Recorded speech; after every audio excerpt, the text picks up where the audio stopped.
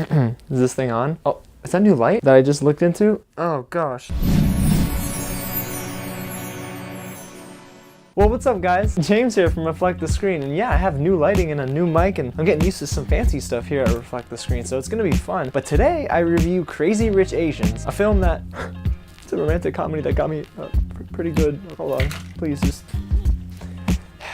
So Crazy Rich Asians already has so much hype behind it just because the cast is, well, majority minority, if that makes sense. So you have a predominantly Asian cast, which is amazing because representation matters. And I mean, since last year's Get Out, we've seen so many films cater to so many groups, so many diverse groups, so many races that I love it. And I think that it's definitely long overdue. But that might be a discussion for another video. For this review, let's dive into the story of Crazy Rich Asians. Constance Wu plays Rachel, an NYU economics professor who's madly in love with Nick Young, who's played by Henry Golding. Well, Nick turns out to be the son of a wealthy entrepreneurial family, but Rachel doesn't know that before Nick asks her to join him to visit his family in Singapore for a wedding.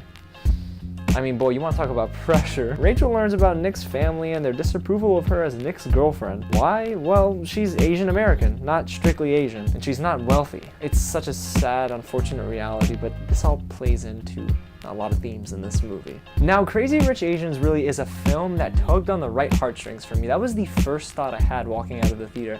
It's a rom-com, but it's a fun one, and I think it's a very genuine one. I didn't really feel at any point in the film that this is dragging, well, this is overly emotional. It all just flowed so well, and I think that had a lot to do with the chemistry between Nick Young, well, I should say Henry Golding, and Rachel, Constance Wu. You get what I'm going for here. The film does a great job at touching on modern day racism and how it unfortunately plays a role within races. So there were Asians being racist against other Asians. I mean, there was a whole entire sequence where you just felt for Rachel. But not only does this film do a great job at playing to themes of race, it does a great job at just being a social commentary on love and relationship and going above and beyond for the person that, well, the world might not want to see you with, but you know you're destined to be with. So it's a very sweet tale. I mean, there's great pacing as well. The movie's also funny. At first, I was like, oh, goodness gracious, this is not so funny. They're forcing a lot of jokes. But then I thought, wait a second, no. The movie's starting to get better. It's picking up steam and starting to laugh here, and things were genuinely funny to me.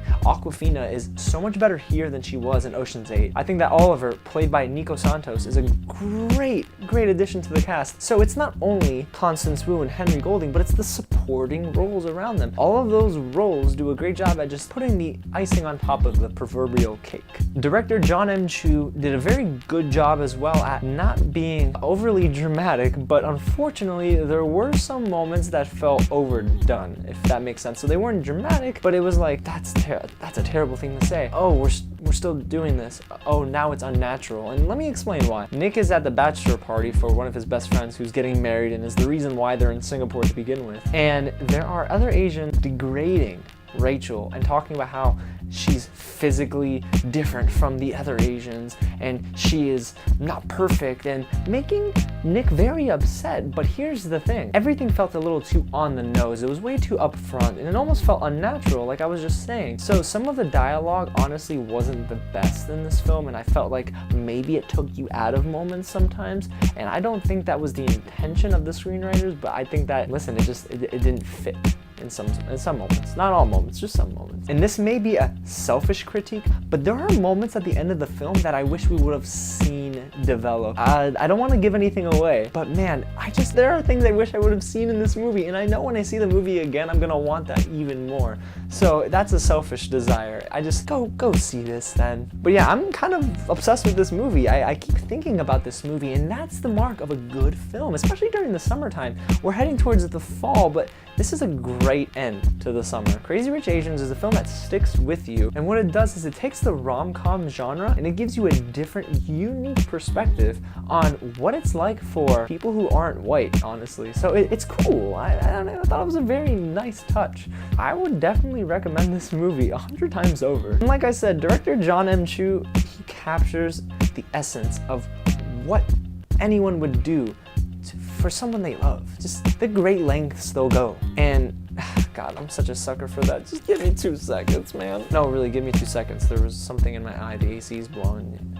You understand. Also, I do want to give credit to screenwriters Adele Lim and Peter Chiarelli, because there was dialogue here that really touched my heart. So yeah, Crazy Rich Asians is a film I'm crazy about. That's hilarious, right? No? It's not hilarious? If you enjoyed this review, you guys, go ahead and give this a like and comment below and let me know what you think of the movie, because it's already out and I know I'm a little late on the review, but do you see this lighting? Do you see this lav mic? Things take time, even with Amazon Prime. Didn't that rhyme?